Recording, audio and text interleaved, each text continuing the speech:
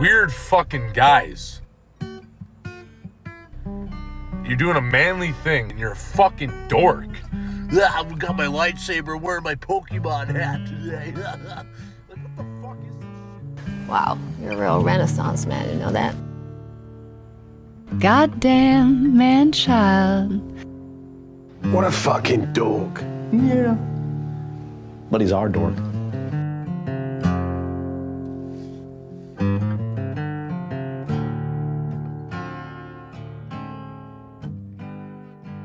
This is not for children. The guitar sounds a little crisp in the intro. I like that. Yeah, man. I'm pretty good at what I do. Yeah, you are. You is good. I mean, honestly, I didn't do too much. You talk good. I really, I talk pretty good. You talk good. My broken American English, Delco. Yeah. Delco. Our last episode went from, like, technical talk to fucking full-on breakdown. Yeah. We were waking up. But at the end of it, we started talking about TV shows. Yeah. So I thought that'd be a cool conversation to kind of delve into, like, what our favorite shows are. I don't think we can do favorites, but we can go. Well, what we like. We can run through the list of what we're enjoying currently. Dude, have you watched this new? I guess he's a comedian, Tim Robinson. His show is on Netflix. It's called, You Should Leave? I think you should crazy. leave. Yeah, dude. He's funny. I think he's fucking ridiculously hilarious. He's like something you have to enjoy by yourself or with people that are like-minded with you. If you put that on like with mixed company, we're like, what are we watching? He's like, dude, his explosiveness. I think it's kind of like Will Ferrell comedy. Like, I think that unless you understand the joke, you don't really know what's happening, like, but once you get to understand the way he thinks, you're like, holy shit, this is pretty genius. Yeah, I like that. I like when the guys like have like a certain, it's almost like an art form, like a performance. Yeah. Dude, there's a sketch that he does on that show of Bob Odenkirk, which was fucking hilarious. It was all based on like exemplifying Bob Odenkirk's lie to a little kid. I don't know what that is. Like he's talking about I think they're like in a diner or a restaurant or something, and Bob Odenkirk's like a stranger to him. Oh, yeah. And he's talking about, like, I'm really rich, and I own all these cars, and I'm married, and, the lady on the poster is actually my wife, and blah, blah, blah. Like, and he's, like compensating for this fucking liar. Well, because he first said something and looked over at Bob and was like, right? Yeah, He go. wants him to lie for him, and now he has to he has to fucking compensate his fucking outlandish lie. Yeah. And then Bob kept taking it further and further and further, good. and then it was so ridiculous that he was like, all right. That's a great sketch. I love Bob Odenkirk. Like, that's probably my favorite sketch comedy show of all time was Mr. Show with Bob and David.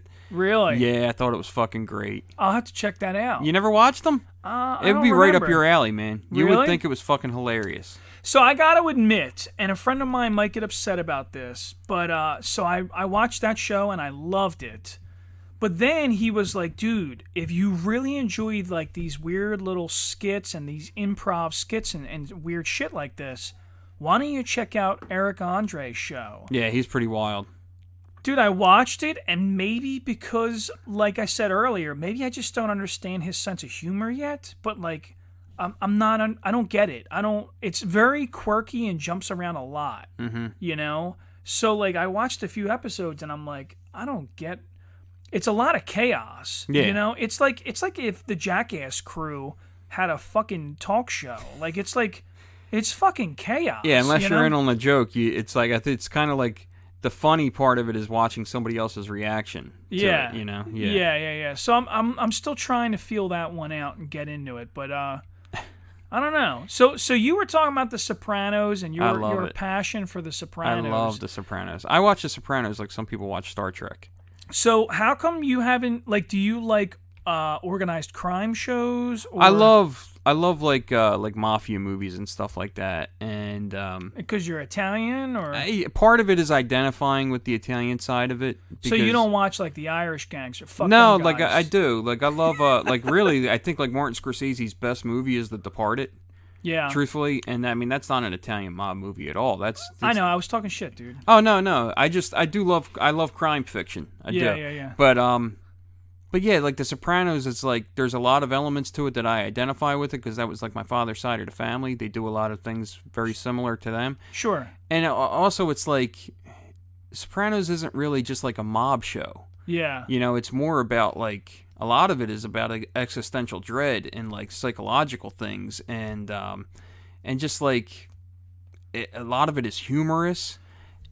And just completely like ridiculous too. Like. So I'm breaking your balls about like not watching Irish gangster movies, but in all reality, I grew up in a very similar environment, and a lot of my mannerisms are probably due to a heavy influence of Italian South Philly mob stuff. You know, like things that I do and you know, whatever, the way I carry myself, I guess. And it's because of probably the same thing you said is the reality is I spent a lot of time around people that really were like that. And I do gravitate towards, I'm interested to talk to guys like, so I'm like busting your balls, but in all honesty, I am very much influenced by it too. And I spent a lot of time in North Jersey and New York, and you're around it, yeah. I'm around a lot of union guys, and like you know, like I'm surrounded by it. It's somewhat in some kind of way it's like my adopted culture,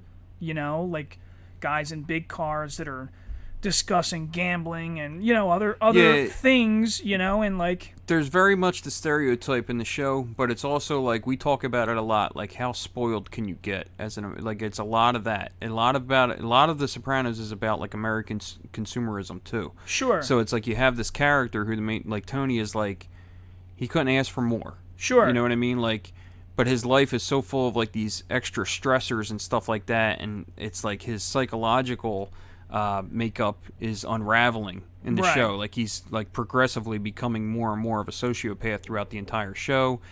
He's never satisfied. He can't have enough women. He can't eat enough food. He can't, like, there's so much to the show. There's so much to like dive into, and then to see the way his interpersonal relationships pan out with certain people that he says he loves, but he doesn't, you know, like his idea of love is different than everybody else's, and it's a bizarre fucking show, man. Like, it's a lot to fucking unravel, and like I think like a lot of it is everybody on the show in some way or some form has like made a deal with the devil. Yeah. Like, so it's like to see like how their lives are panning out, you know, because of it. Like even like his wife, who you think is like this prim and proper Italian wife, she's really like this money hungry kind of like, you know, will compromise a lot of her integrity for the sake of these materialistic things, you know.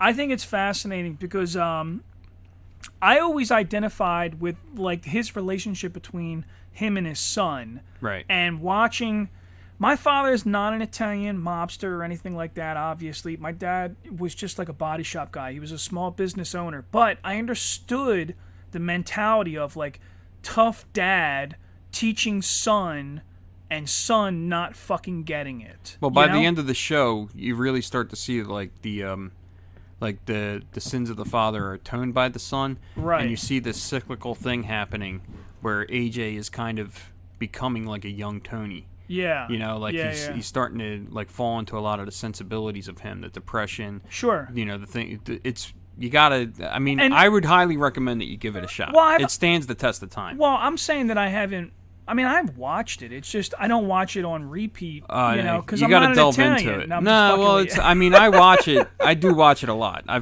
mean, when I say I've probably watched it 100 times, I probably have. I haven't watched it since. Honestly, I think it ended shortly after I was in the military or something like that, or maybe. Well, no, maybe it started when I was in the military. I'm trying to remember because I remember at one point. It started in like '99.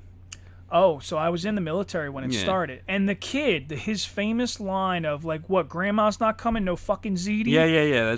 Dude, the southern dudes would ask me to say that all the time. Yeah. So then I started yelling it across the base just to fuck with guys, like, just to, like, talk shit. What, grandma's not coming, no fucking ziti? You know? So, like, That's funny, because, like, I don't think that big, but I guess, like, in certain cultures and stuff like that, it's like it becomes a more iconic line. Well, I think it I think to them in that moment, they all loved the show. They don't know the significance of Big ziti. Well, so I mean, around here, that's like it's comfort. Like a regular dish. Yeah, it's a comfort food. Like if you're having a fucking cookout, bring some fucking. It's almost ziti. like sometimes if I say to my mom, like, "What are you eating for dinner on Sunday?" She says, Big ziti. I'm like, I'm not in the mood for fucking Big ziti. Yeah.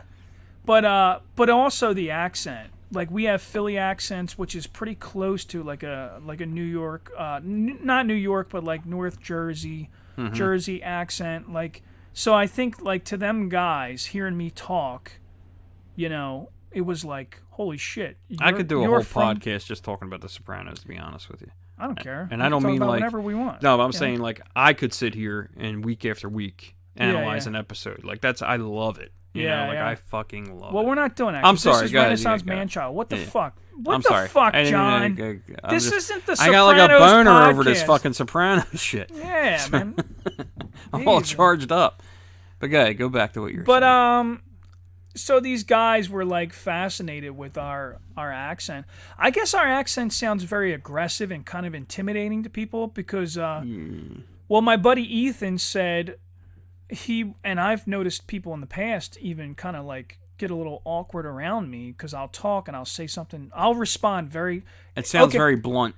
Well, so like in Virginia, I was down in Virginia doing this job. Every month I would go down there and inspect these cranes, right in like Norfolk, Chesapeake area. So like, it's a military town, but still a lot of Virginia locals that live in the area.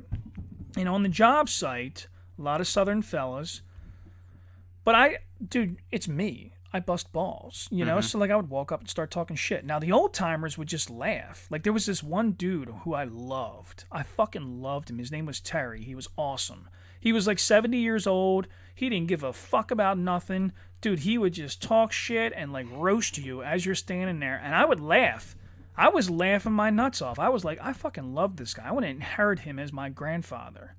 But some of the younger guys couldn't handle it. And then, like, if they would talk a little shit back, I was so fucking fast at responding that it would, like, flutter them, and they would be like, okay, I'm done.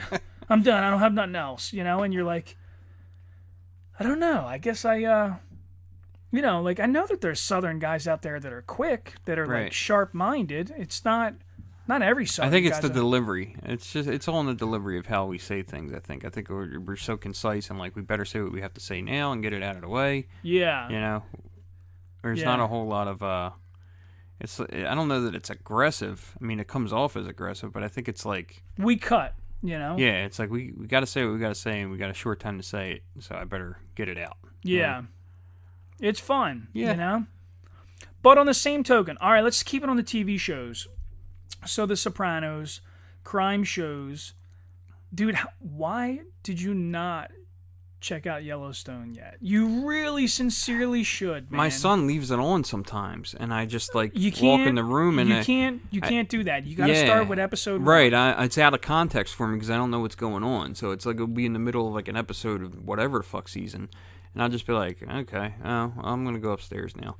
Like, I guess if I started it from the beginning, I might really get interested in it. I think you absolutely would. Yeah. Crime Family. It's out in what, Montana. Montana. Right? Yeah, Yellowstone Park, right on the edge of there. Yeah. But it's like I think if you got into it, dude, you would realize that the similarities between like a crime family, no matter where they are, it's all the same shit. It's all intertwined.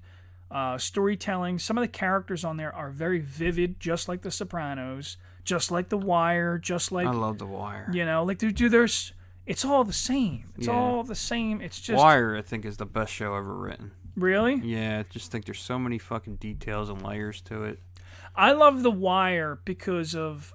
The Wire was a great cat and mouse show. Mm-hmm. That's what it was to me. I love the cat and mouse routine of like, okay, how are they going to try to catch them this season? How, what is it that they're trying to accomplish here?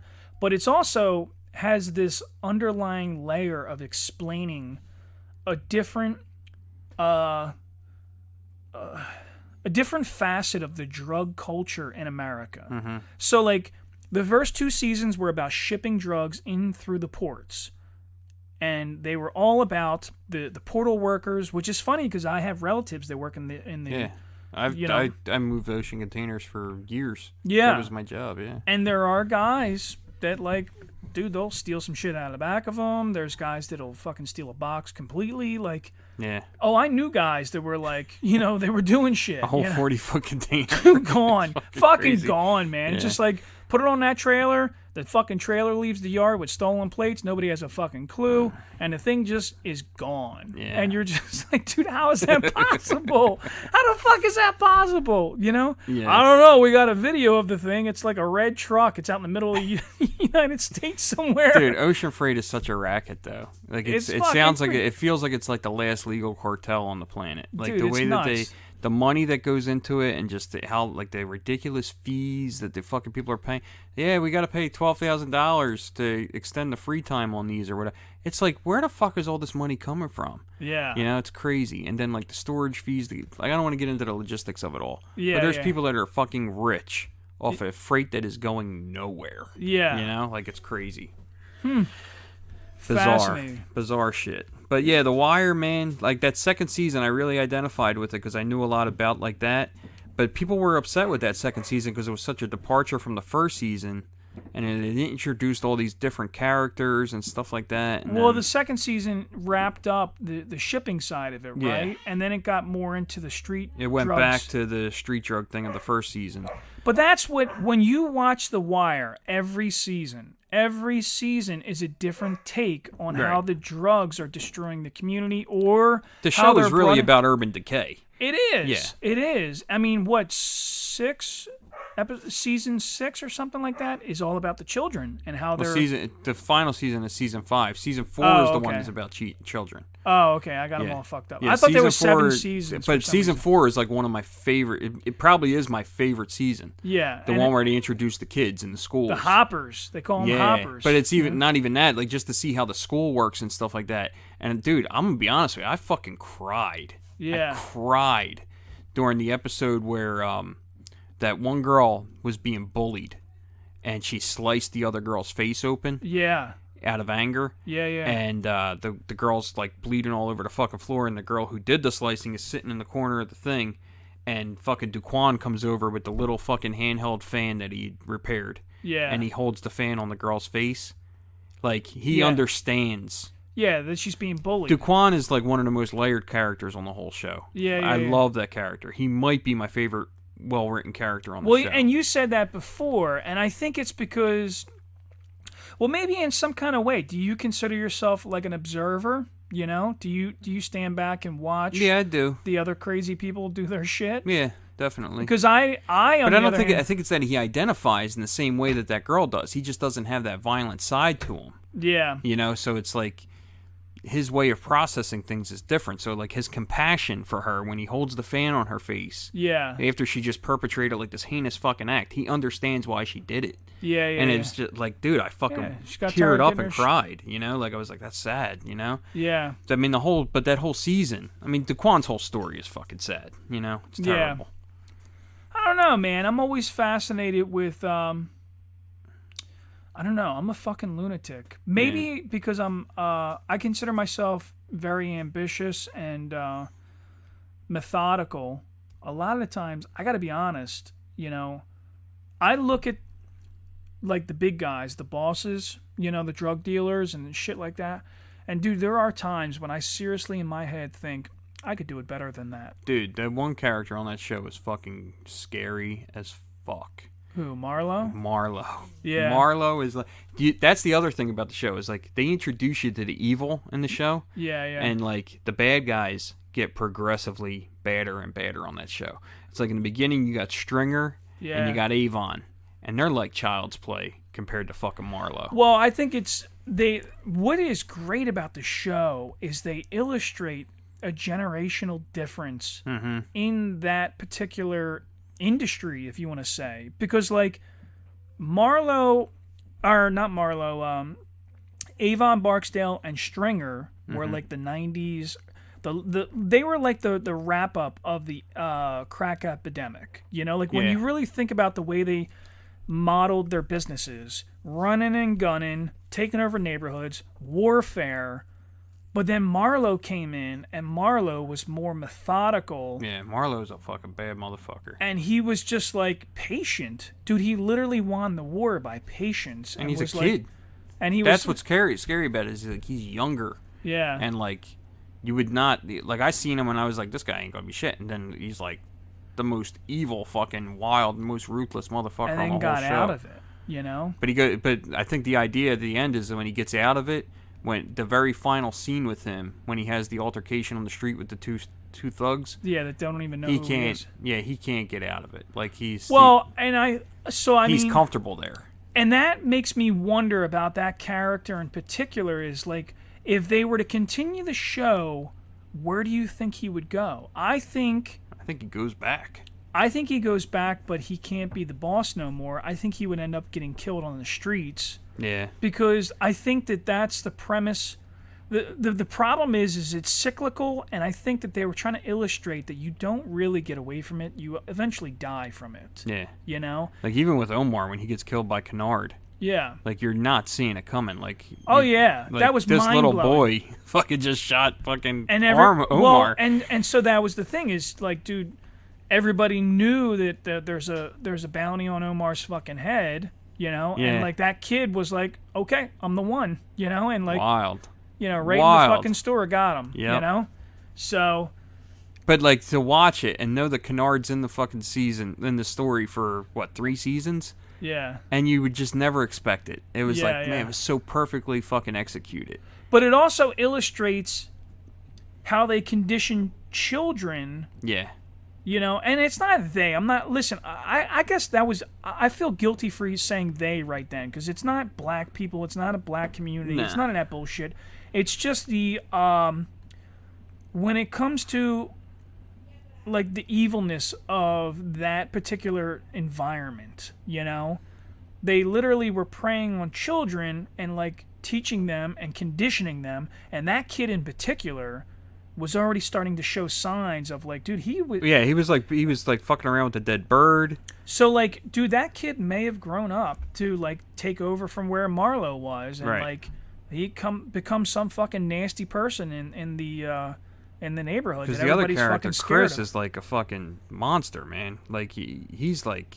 Chris is Marlowe's guy. Chris is Marlowe's like #1 fucking enforcer. Yeah, and then the girl... which is crazy, because if you watch other shows, he plays like a gay guy, yeah, and you're like, what the fuck am I looking at? Dude, I really right thought now? I think he's like of African descent too. Like, he's I think like he has like the heavy accent and he's all like that. a big fucking dude, man. Yeah. You're like, dude, this guy... He can act his ass off. He's very talented. Yeah. Very talented. I love that character. Chris is one of my favorite characters. So too. I think a lot of guys, because Marlowe also played like a gay hairdresser in another show, and I was like, what the fuck is happening right now? He plays a lot of cops now and stuff. I think he was on Bosch. Really? And I think he's in the new... HBO has another show called We Own the Night, which is by the same writers of the movie? The Wire. No, or We Own the City or some shit like. I don't know what the fuck it's called. I haven't really watched it, but it's by the same writers as The Wire. So I think a lot of them guys wanted to break the mold of like getting typecast as like stereotypical aggressive drug dealing black male. You know, which is great. You know, I think it's great that like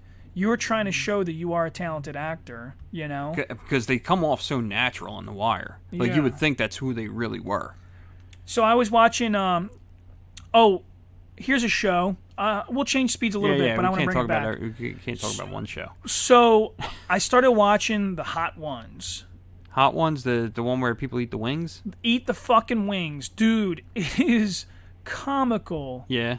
Because they all start out talking shit, and then by 4 or 5, their 4th or 5th wing out of 10, they're dying. They all do 10. By 4th or 5th, they suddenly have this epiphany of like, holy shit, it's starting to get worse. fucking hot here. But anyway, Idris Elba is one of... Yeah, and he's like, oh shit. So fuck. They're asking him questions about being Stringer Bell, and he's like, apparently he's like an amateur hip hop artist and a DJ, and like he does a lot of stuff in England. He's big in London. Yeah. So they're asking him about Stringer Bell, and they're like, oh yeah, a lot of American hip hop artists really identified with Avon and Stringer. So like he would walk up to him, and then they would talk to him, and he would have like a British accent because he's British, and they would go, "What the fuck? That's not Stringer Bell." And he's like, "Yeah, I am. I'm an actor. That's That's what I do. That's what I do, And then he'd like he would have to like turn on the American accent and like talk shit for a minute there, and like, which I think is hilarious. That like, I remember the first time I saw him. I think it was on Luther. He did this show. Yeah, I with never watched Luther. Yeah, this I know he's on BBC fucking show called Luther, and I was like, holy shit, that fucking guy's British, And he's like, he narrates a lot of shit too. I with the fucking British accent. never knew it, man. I think the first time I saw him was in Pacific Rim. Really? That science fiction movie. Yeah, It was weird. It's fun. I enjoyed it's it. fun. It's fun. It's a fun Giant movie. robots fighting. Yeah, and they're controlled by like little humans and shit. I liked it. Yeah. It was fun. Fun movie. So so that's what I was saying. Oh, so the hot ones. Yeah. All right, so that's how we'll wrap up The Wire. Is Idris Elba was on there talking about being Stringer Bell. But anyway, let me keep going with the hot ones. Dude, the best one I've seen so far, which is the first season, first episode, is Shia LaBeouf. Mm-hmm. That fucking dude is pretty funny, actually. So, like, he sits down, he's eating the wings, he gets into like some of the really hot ones, and then he looks at the camera and he's like, dude, it looks like I just went through like a really bad moment. Like my fucking eyes are watering, man. He's like, dude, both eyes. Look. And he like looks at the camera and like you can see, dude, he looks fucking sad. And he's like, dude, I don't even need to go to like sounds uncomfortable. He's like, I don't even need to go to a quiet room no more. I need to come eat some of your fucking wings and I'll just cry my fucking eyes out. But then it's funny because he says, he goes, you know something, man? I watched your YouTube channel and I thought, they're full of shit. It's probably like tomato sauce or something in them jars. Like, there's no way it's really that hot. And he's like, he looks at the camera and he's like, I'm going to tell you, it's fucking real. They're fucking hot. That's crazy. Think... he's in one of my favorite movies ever fucking made. What? It's called Peanut Butter Falcon. So that was one of the movies they discussed on there, and It's so good. So he did Two Boys back to back, Honey Boy and Peanut Butter Falcon, and then he got caught up in like the Me Too shit and like really, I guess, got into some deep shit or something. I don't know if there was like a woman that he was mistreating or I don't know. So I kind of like the guy because I think he's a fucking human. So like I heard him on another podcast called Real Ones. Yeah, where he sits down with John Bernthal. Yeah. Yeah, I saw that. So I thought that was a great I seen it. Yeah. I thought it was a great interview. Yeah, it's good. Yeah. I mean, like, look, man, to be, to err is to be human, I'm not saying it's okay, but I'm saying, people make mistakes. You got to let them work out of it somehow. Dude, you and I talked about Louis C.K. on previous episodes. I love him. I fucking love him. You know what I like is when a celebrity admits that they fucked up and they're trying to fix it. I hate, and this goes with politicians too.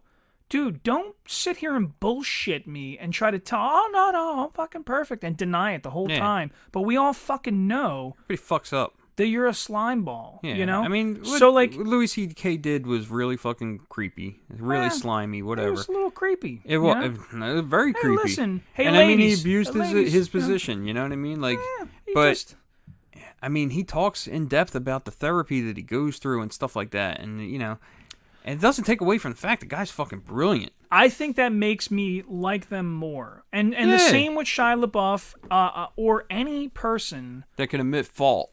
Dude. And fix it. I think that there is more appeal to a human that has faults, like you said, and is actively working on it. And just like on our previous episode, you're a little overweight, but you're working real hard on it. And I think that makes you a beautiful human. Mm-hmm. But Lizzo's a fat cunt, like...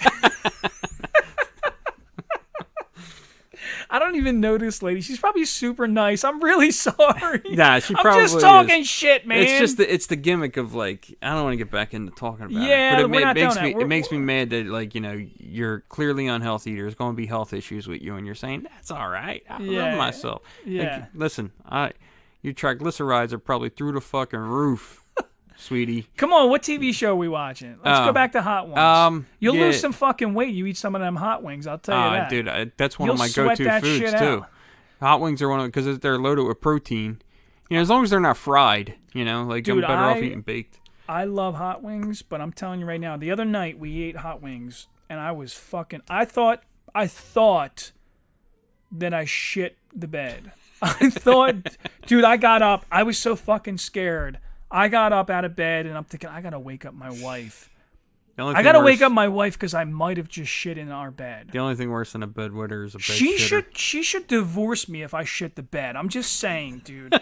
I should go live in a fucking cave and be alone for the rest of my life. It changes the complexion of a relationship, I'm sure. There is no amount of love. I'm just saying right now, if she shit the bed, like literally was like, oh, I tooted. I think there's some shit water running down my ass crack. Ever touching you ever again. I'm just saying. You're definitely not getting no fucking tossed salad, you know? Like, it's definitely... Now I know for a fact what's that you going poop. on. That you poop. All right, so what other shows do you love? Do you fucking love? Oh, so you know what's funny is going back to this suggestion of starting Yellowstone from the first episode. Because I'm OCD. I have a weird quirk. So I know that Modern Family is a funny show. I know. I've seen episodes, and I was like, oh, yeah, that's pretty clever. You know, some of the jokes. Right. But I can't get into it because... It's unrealistic. Gabby always watches it like your son watching Yellowstone. Like, dude, she's already, like, 4 seasons in on episode 5. And I'm like, well, I got to start at season 1, episode 1. Right. Like, that's the only way I'm going to get into this show is if we start from fucking 1 and I work my way through it, you know? See, I think that's why I like The Sopranos, is there's a lot of standalone stories in The Sopranos. Like, certain episodes are very standalone stories. Well, I think that's probably the same for a lot of shows, but I'm so OCD. About the continuity of it? Well, no. But maybe it's a number thing in my head. It's like, no, you start at 1. You don't start at fucking 5. Yeah, you know, like, I have that same issue with things. Numbers. Yeah. Yeah, if somebody numbers something and I'm interested in it, I gotta get every number. Yeah. Yeah. That's the way I do it. I don't go backwards, you know?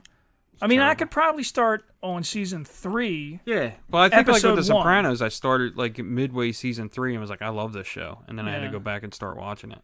Yeah. Yeah. So I had to go back and binge it. I did the same thing, I think, with like 6 Feet Under, too. Like, I started with 6 Feet Under around like season 3. And it was like, I gotta see what the fuck this is all about. I see what I missed. And then I went back and I had to binge like 2 seasons of it in a weekend. Okay, so that's fair enough. You can start on a season, but it has to be episode 1. But then it's fun to go back and be like, oh, I'm curious now. Where did this story all start at, you know? Very interesting. Yeah, 6 Feet Under was one of my favorites. I'm big on HBO. Yeah? I don't watch a whole lot of network TV. They changed the name. It's not HBO no more. It's Max. Is it Max on fucking like if you have the cable channel? I don't know about that. I know the streaming service is Max. Yeah, I think it's weird. Yeah, I like the old format better than the new format. You know? Now it's like I used to have like a list of everything I wanted to watch. Yeah. And now it's like I gotta fucking search around for shit that I like. Other than, you know what other show I love right now?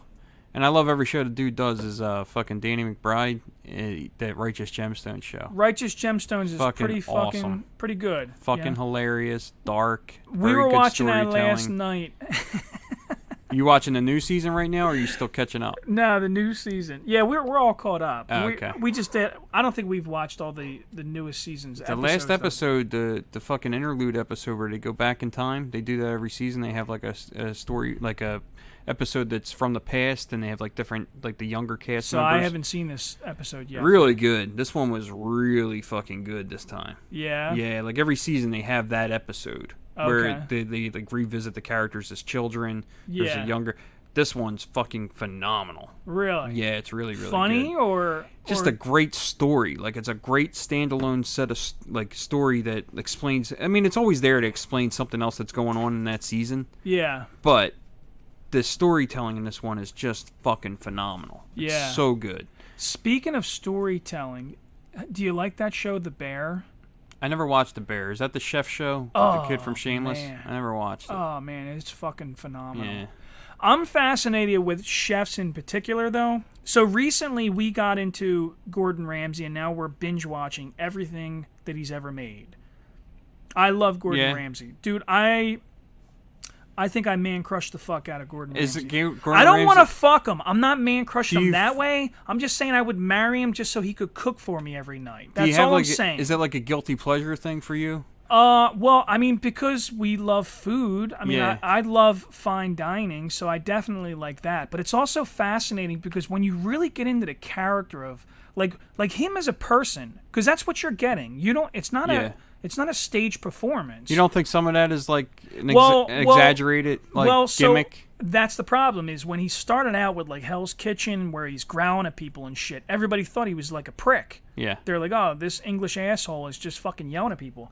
But then when you go back and watch other shows, like right now this show that I love that he's doing, it's called Gordon Ramsay Uncharted, and he's traveling around the world to like these indigenous places and eating their particular foods that they do in that area. And it's kind of cool because he'll take a local chef from like Peru or Alaska or he went to Hawaii. He'll take a local like very well-known chef and they'll have like a little a cook-off, you know? And Gordon Ramsay will in the episode he'll explore the area and find out about local foods that are grown around there. And he'll make up like a dish in his head of like, okay, I'm going to use these and this and that, and I'm going to try to make something up. And then they'll have like a little cook-off at the end of the episode, and then like they'll just have local people that he met sit down and eat his food, and he'll say, okay, what do you guys think? This guy makes your traditional meal. And what's fascinating is everybody knows Gordon Ramsay as a prick. But now you're really starting to realize that, dude, he's actually a really nice guy. Mm-hmm. And he very much respects other cultures. And I think, like you said about Delco, we're blunt. Yeah. Like here where we're at, we're blunt. I don't want you to bullshit me. Just tell me the fucking truth. Yeah. And I think that's what Gordon Ramsay is. I don't think he's a bullshit artist. I don't think he wants you to fucking, like, kiss his ass or, like, you know, I don't need no extra shit. I need you to tell me what the fuck I need to know right now. But then when you get down to the core of like who he is, he loves making great food and making people happy. Because he does. When he hands somebody his dish, he stands there and he's fucking nervous. He's like, dude, I just want you to like my food, you know? Right. So it's kind of interesting to watch, and you're like, dude, this fucking guy is world-renowned. And the thing that he's most famous for is the thing he's probably most insecure about. You can see it. You right. can see him get nervous on the show, and he'll literally say, like, oh, shit, dude, like, this is what they make around here. This is what they do. I really fucking hope that they like it. Every fucking episode is him kind of exploring and trying something different, and dude, they don't always like his food. There's a lot of times when they're like, well, you did this good, but this right here is not so much. He's trying his hand at their thing, and that's right? the other thing that I love about him is like, dude, he's coming out of his comfort zone Yeah. all the fucking time. They do that a lot with a lot of shows. I think I've seen one time where it's like somebody's done something like that's their career. That's what they do day in and day out. And they bring somebody else on, and they got to like kind of figure out how to do like it in Mike 7 Rose, minutes. Mike Rose, dirty Yeah. jobs. Well, and even like you know, like these fucking bartenders that flip shit around and all that stuff, and you know, and then they bring like a stranger in, and he's got to learn it in 7 minutes and do it on the fucking show. It's like, I don't know. I think that's kind of the appeal of it, is to kind of see them like crack a little bit and be like, what the fuck, you know, like. Yeah, I get that. I Yeah. get that. I guess there's just a certain appeal with the Gordon Ramsay thing because Yeah, but I see what you're saying, because I like a lot of those shit. Like I loved that Anthony Bourdain show that he used to do. Well, yeah, what was that called? Parts Unknown. That was a good show. yeah, You know, he was kind of like, you know, I don't want to talk ill of the guy because he's dead or whatever, but he was kind of like a dick, I guess, like a little bit of a pretentious dick. But he was also a chef, right? yeah, he was yeah. a little cunty or whatever, but I liked him. But I enjoyed think him. that's part of. So I'm fascinated with chefs and the kitchen because it's very militant. Yeah. You know, like the way a kitchen is run, and apparently it goes back to early military life, is because that's where chefs originated from, is cooking for the military and preparing large amounts of food.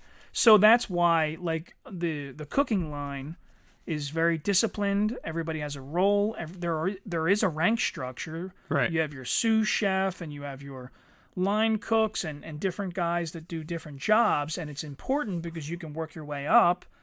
And I don't know, maybe because I'm a military guy, I'm fascinated with that, and I'm like, I just like, I like the culture of it. I feel like it's one of the last places left where you're allowed to be fucking hard on somebody if they suck. Right. You know? Like, if you're a chef in a kitchen and somebody's fucking up, you can light their ass up and tell them you're a piece of shit and you don't fucking belong. You don't deserve to here. belong. Yeah. You know? Yep, you don't and deserve like, me. nobody is like, oh, well, I'm going to talk to the HR department. You can't talk to me like that. I don't No, even, dude. yeah. We're cooking food right now. Shut the fuck up. We That got a job to whole do. HR fucking attitude, I think that is like, I don't think that really exists as hard as some people think it might.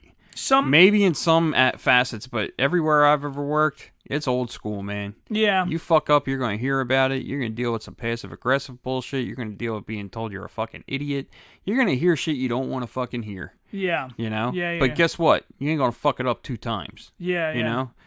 I think that's, there's always going to be, everything in life is cyclical. And I do believe that it's going to come back around to, like, you can only be soft for so long before you realize that you fucked up a whole generation. Yeah. You know? So, like, you're going to see the revolving generation after that that's like, nope, I'm not doing that because, you know, really I think what'll happen is you have this generation right now, the 20 and 30-year-old kids that still want to play with Pokemons and shit, and they're going to have to go to work on a real construction site at some point. Yeah. Because they're going to realize that their dream of being a video game streamer didn't happen. It's not going to happen. So, you know, kind of like me and you, like, oh, yeah, I thought I was going to be a famous artist or Look, or man, the chances movie of maker. you becoming a famous artist are about the same chances as you seeing a guy who's 7'4". You know what I mean? Like, that's how rare it is. Yeah, like, you can love something as much as you want, and I'm not saying like you can't work towards those dreams. Sure. And I'm not saying you're too old to fucking do anything. Yeah, I mean, yeah. I could become a fucking artist at 50, maybe. Who knows? I think the hardest part is you need to find some self-acceptance that, like, it didn't work. And But it it's might okay. not. But then you can grow after that. Like you and I are doing this show. Dude, I honestly don't know. And I honestly don't really think we're ever going to be the next Joe Rogans or Howard Sterns or whatever. Like, I don't foresee that. Dude, does that mean I'm going to stop doing what I'm doing? I do it because I enjoy doing it. But that's where you and I are at in our 40-year-old lives is like, dude, now we're doing it because it's fun. Right. And I think it makes it authentic. My whole thing with this is like, I just want to make a show that 100 people listen to. Yeah. And maybe those 100 people will tell, 4 or 5 other people, and then it grows from there. Yeah. Like, I'd much rather just have something organic than just be like, I want everybody to fucking listen to my shows. I'm going to talk about whatever the fuck they want to hear me talk about. Like, I just do it because, like, it's shit that me and you are going to talk about. Maybe somebody else has the same sensibilities. Yeah. If they do, they do. If they don't fucking listen. You know? Yeah. If I'm offending you by saying something, I don't fucking listen. You know I what give mean? up on like trying to curtail to like not offending because it's like you're not going to fucking achieve it. Dude, I've been podcasting. I did the math the other day and I was like, I've been podcasting since 2019. Basically since the beginning of COVID. Yeah. Is when I started like really like ramped up and started podcasting big time. And it's like I the whole time I'm like self-editing. I used to go back and cut the parts of the show out. It really fucking takes all the enjoyment out of it. It's like it became a job. It was so stressful. Now I'm like, fuck that, dude. I'm just releasing the episode. Right. I don't give a shit if you like it or not. My way of looking at it is if there is no malice behind what I'm saying, then you shouldn't be this fucking offended by it. Like, That's you it. can't be that offended by words. Dude, Yeah. that's like my favorite comedian right now who is like a little younger than you and I is this dude Theo Von. I love him. I love that fucking dude. It's great that he's really trying to like push the boundaries because like, dude, he says some wild shit. He's so and like people are so fucking taken off by it. Like, dude, the one joke that he said recently and I was fucking dying. He's like, he's on his podcast. He does a podcast too. Yeah, it's a great podcast. And he says, sometimes I'm sitting in traffic and I ain't gonna lie, when I get mad enough, sometimes I drop a couple hard R's out there, like a couple N-bombs. And dude, I think that is so funny because, dude, that's what comedy is supposed to be. You're supposed to say something shocking that makes you laugh, you know? Like, that's how you get the laugh muscles going, man, is like, say some weird shit. Cross a line and fucking have fun. Dude, I've been doing this. I've been, like, attempting comedy with my family and friends since I've been born. So, like... And sometimes you get laughs, sometimes you fail miserably. Dude, I fail miserably. Did I ever tell you the story about the time I said the thing about the Jewish guy? I was like 6 dude. Yeah, I was like 6 years old. I think 2 episodes ago you told us that something story. Like, it was something about like the guy was, I was trying to tell a Polish joke. but I got the words mixed up. It said Jewish instead of Polish, and there was a Jewish guy at my dad. My dad was doing work for a Jewish guy, and I said something about falling up the steps. I was like, you hear about the Jewish guy that fell up the steps? You know, like I was supposed to be a Polish joke, but I said Jew, and my dad was like, "What the fuck is wrong with you? Why the fuck would you say that?" And I was like, "I don't know. I was trying to make a joke." He was like, "It wasn't fucking funny." So we were at a barbecue like a year or two ago at my cousin's house, and there's like a lot of white people there. It's like a large collection of white people, you know, and one of the guys is like a neighbor down the street, and I guess like I didn't really know him yet. I didn't know him or his wife. I didn't know the family. I didn't know nothing. So we all brought foods. Gabby brought baked mac and cheese, and I got slightly confused because everybody started ranting and raving about how great the mac and cheese was. But there was I didn't know it. There was 2 trays of mac and cheese sitting on the table. Mm-hmm. So I, like, openly said in front of, like, all of these people, who were all white, that, well, that's my wife's mac and cheese, and the reason it's better is because she's black. And what is even funnier is that I fucked up and had no clue what I was talking about. Because the dude from down the street, actually he's Greek, the Greek dude who used to be a chef, made the mac and cheese that they were all ranting and raving about. Uh-huh. And worse yet, that fucking guy got slightly offended because his daughter was mixed. Oh, wow. So he's looking at me like, you're a piece of shit. I can't believe you think this is funny. And I'm like, I think it's fucking hilarious. Yeah, right. It's even funnier that I fucked up and made a whole mistake out of this. So now when I see the guy, I kind of like chuckle and just almost look laugh at him. Yeah, you know what's even funnier is your reaction. Like, dude, fucking lighten up. I ain't gonna lie. When I talk to him, I have like a smirk on my face. Like, dude, you're the cunt. You're the cunt that I fucked up and made a bad joke to. Like, yep. Worse yet is like I even apologize, but it like you ever like apologize to somebody and like you can don't see, fucking mean it. Well, you can see that like they're still offended. Yeah, and, it doesn't like, matter. You know, you're like, all right, well, I don't know, you're kind of a jerk off then. Like that's like I don't if you give a fuck. You can't get over it, that's your fucking problem. So I like, dude, I can't help it. I laugh. Yeah. I just like, I'm like, whatever, dude. Like I said, I have said fucked up shit. Dude, I said a bad joke one time. And I guess it was really bad wording. And that's why, like, when you, like, I listen to comedians talk about how they literally write their jokes, literally write them down, and edit them, and reread them over and over again. Right. To make sure that it's worded 100% correct the way they want it to sound. Dude, I'm so bad about just openly talking and saying stupid shit that at one point I made a joke like, I said something like, yeah, white chicks don't even like me. That's why I got my wife. And kind of insulted my wife and didn't realize, like, right.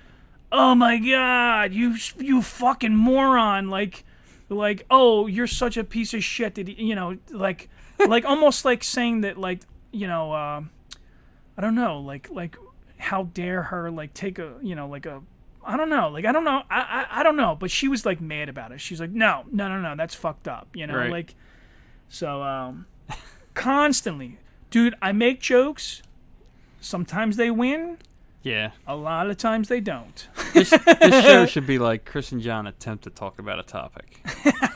We went from like fucking TV shows. Nah, dude, we kicked ass for like 40 fucking minutes. We talked about TV shows, and the last 9 minutes, I diverged. Have it really been that long? Yeah, dude. Yeah, we're almost done here, bud. Oof. We're almost done. It's almost time to eat breakfast. Yeah, I gotta go to the gym. You gotta go to the gym? I gotta go to the See? gym, motherfucker. Like on the last episode, we were making fun of overweight people. I And gotta now, go get my fucking swole look at you. You're not even on. overweight. You're a fucking big guy, dude. You're a big Yeah, guy. I think I'm like I have like fucking soft fat tissue on me, but like I'm very strong. Dude, let me tell you. You ever watch them strongman competitions? Yeah, they're big boys. They are not. I don't even care about that shit anymore. They're not gym guys. They're not like steroided orange No, people. they're getting strong. Dude, they are fucking scary ass big dudes. Yeah. Dudes you know? that have abs are dudes that fucking starve themselves, you know?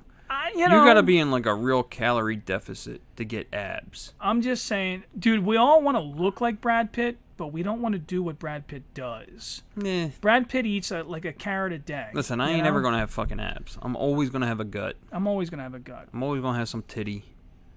It's just part of it, man. I hate my titties. I dude. fucking hate it too. It's the worst. Yeah. They're not titties though. It's chest fat, bro. It's fucking fat on Yeah, your but chest. when they're pointy, it like bothers me. Like, Yeah. dude, when I'm like, if I'm like walking out into the ocean and then my wife's like, I- "Oh, listen. this is cute. Let me take this picture of No, daddy don't and fucking daughter," take a picture and then of my me with my goddamn titties. nips are poking and shit. Listen, it and I'm- sucks, man. It sucks being overweight. It blows. But Yeah. you just got to come to grips with it and be like, hey, look, man, this is just what it is. The best thing you can do is just get out there and get fucking stronger. That's all you Yeah. got to do. You just got to get physically fucking strong. Yeah, and but shit at will, least like, for give a you, shake. like you're an Italian guy, so you could go to the beach wearing a wife beater and a gold chain, and you'll look fine, dude. You'll look like everybody else in Atlantic City. Dude, I envy motherfuckers that are out there on their lawn with their big fucking guts with no shirt on. Because I don't ever go out without a fucking shirt on. Dude, ever. Italian guys in Atlantic City are the most proud motherfuckers. They don't give on a fuck, dude. Dude, they give zero shits. My sister used to be with a dude who was like one of those guys, big old Italian guy who did not give a fuck. He would wear his shorts like halfway up to like his fucking like right under his tits. Like he would like pull his fucking shorts up there and he'd have these big old fucking hairy tits. Dude, And he didn't give a fuck. He'd sit around the house like that watching TV and like just didn't care. so there was this chick that I knew, and she's a cute Italian chick, dude. She was cute. Like, this was like 10 years ago. She was like dude, I ain't gonna lie. I didn't have the confidence back then, but I wish I would have, because I think that she might have liked me too back then. But anyway, neither here nor there. She ended up marrying this other dude, very Italian. And back in the day, he used to be like a baseball guy. He was like an athlete. He was a healthy looking dude. He was a sharp looking dude. And now, when I see pictures of him, dude, he looks like an extra off The Sopranos. Yeah. And it's crazy because he wears like a blazer with a white button up, a little bit undone at the top. But, dude, his fucking belly, he looks pregnant. Wow. He looks fucking pregnant, Yeah. dude. And I'm just like, bro, it is time to slow down on the motherfucking carbohydrates, Yep. dude. Like, That's the fucking killer. It's the carbs, man. dude, you are fucking, like, this is crazy. And it's nuts because she's still, like, in pretty good shape.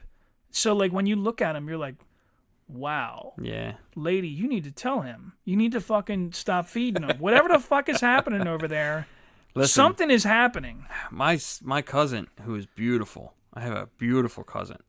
And she has been with the same dude since she was like 17 years old. And he is the most stereotypical big-ass Italian dude you could imagine. Yeah. And I'm just thinking, like, how the fuck has this lasted so long? Maybe he's charming. Listen, women are different, dude. Italian guys, especially heavy-set Italian guys, you're charming motherfuckers, Yeah, I guess dude. so. But, like, dude, I wonder. So, like, women are different.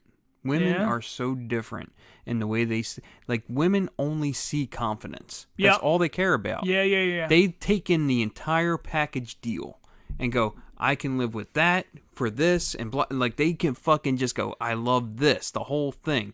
Yeah, he got big old fucking fat gut and titties and all that. I don't care. Yep. There's this other part of him that just supersedes that.